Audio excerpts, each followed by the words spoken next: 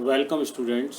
मैं डॉक्टर सुनील कुमार गर्ग से आचार्य, लेखन व्यावसायिक सांख्यिकी विभाग, बीबीडी राजकीय महाविद्यालय चिमनपुरा शाहपुरा जयपुर, आज आपके समक्ष बीकॉम पाठ तृतीय के विषय एडवांस अकाउंटिंग के अध्याय शाखा लेखे के अंतर्गत प्रधान कार्यालय की पुस्तकों में अपूर्ण लेखे रखने वाली शाखाओं की एक पद्धति, शाखा देनदार पद्धति पर एक व्यावहारिक प्रश्न की चर्चा करेंगे। न्यूमेरिकल इलस्ट्रेशन लेकर के हम उसको देखेंगे, आप लोग भाई उसको किस तरीके से अपन सॉल्व करना है।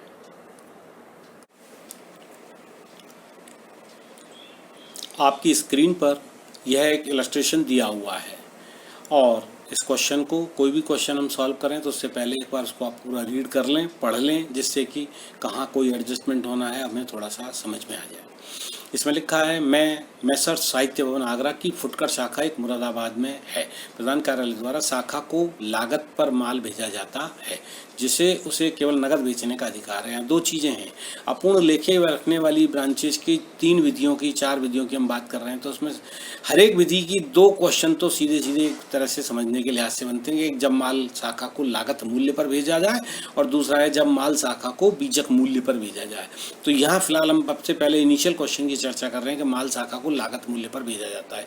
दूसरे क्वेश्चन की बात, दूसरी चीज़ जो इसमें क्वेश्चन में कहा, इन्होंने कहा, हमने विधि की जब चर्चा की थी तो आपको बताया था कि भाई शाखा उस माल को नगद अथवा उधार बेच सकती है ना। लेकिन यहाँ इस क्वेश्चन में साफ साफ लिखा है कि शाखा नगद बेचने का अधिकार है। शाखा अपने कार्यकारी व्ययों का भुगतान दैनिक भुगतान प्राप्ति में से करती है तथा शेष प्रधान कार्यालय को भेज देती है। 2016 में शाखा तथा प्रधान कार्यालय के बीच में जो लेन देन हुए डिटेल दिया हुआ है। Stock on 1/1/2016, good supply to branch, goods return by branch, cash sales, cash balance on 31/12/16। Closing cash balance दिया हुआ है, ओपनिंग नहीं है। ओपनिंग नहीं है तो उसके बारे में माना जा सकता है कि वर्ष के प्रारंभ में ना हो। फिर दिया है stock on 31/12/16, the expenses met by the branch were as below. खर्चे जो किए शाखा ने, salary and wages, taxes and insurance, general expenses. फिर 2 संपत्तियां, furniture at beginning 6000, machinery at beginning 4000।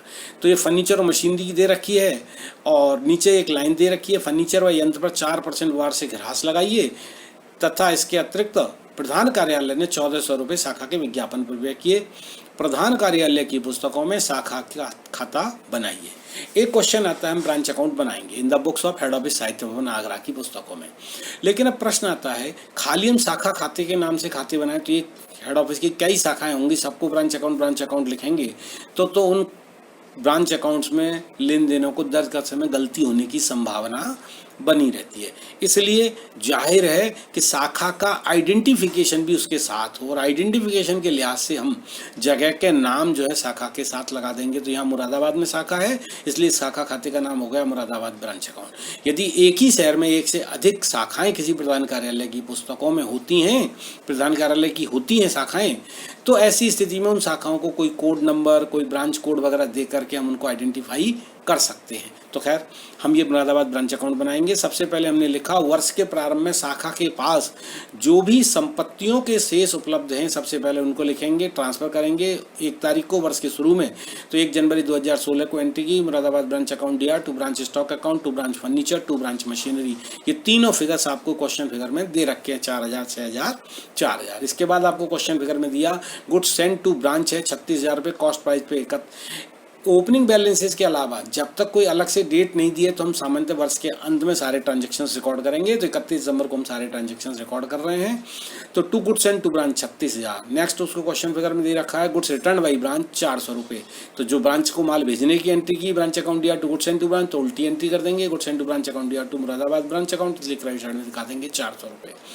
Then फिर आपको लिखा कि भाई कैश सेल्स 40,000 रुपये, कैश सेल्स है 49,880 रुपये। तो जैसा इस क्वेश्चन में कहा, भाई शाखा को खर्चे करने का अधिकार है, तो प्रश्न आता है कि ब्रांच अकाउंट में देनदार पद्धति के अंतर्गत संपूर्ण कैश की राशि ब्रांच अकाउंट में नहीं आती, बल्कि कैश की वह राशि ब्रांच अकाउंट को क्रेडिट की जाती है जो राशि शाखा के द्वारा प्रधान कार्यालय को भेजी गई है। तो यहाँ हमें भेजी गई राशि नहीं दे रखी, हमें दे रखा है कैश सेल्स, इसलिए हमने मेमोरेंडम कैश अकाउंट बनाया। क्यों बनाया?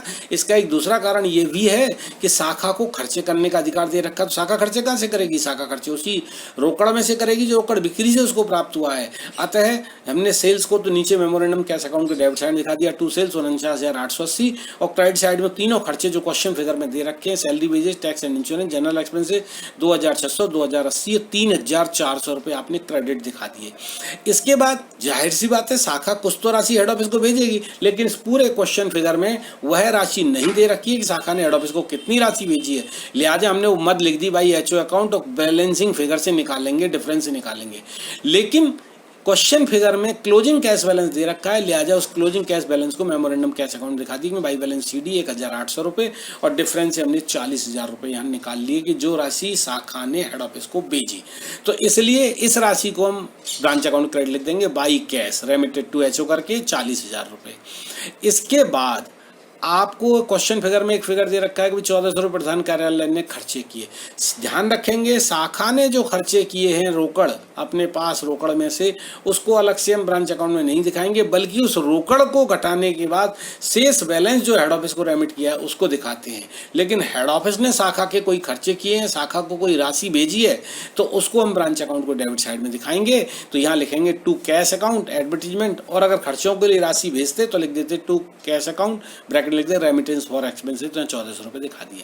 इसके बाद बाई कैश अकाउंट वर्ष के अंत में जो शाखा के पास उपलब्ध संपत्तियों के शेष है उनको क्रेडिट कर दें, तो बाई कैश अकाउंट 1,800 रुपये जो क्वेश्चन फिगर में दे रखा है। बाई ब्रांच फर्नीचर और by branch machinery.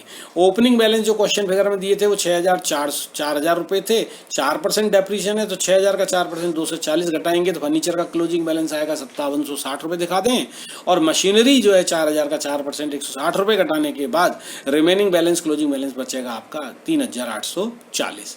And then इसके बाद by branch stock account, stock का क्लोजिंग बैलेंस आपको क्वेश्चन फिगर में दे रखा है 2,800 रुपये, वो आप दिखा देंगे। और इस तरीके से क्रेडिट साइड का टोटल 54,600 में से डेबिट साइड के खर्चों तक की एडवर्टाइजमेंट तक का राशि घटा देंगे, तो डिफरेंस आपका 3,200 रुपये बचेगा।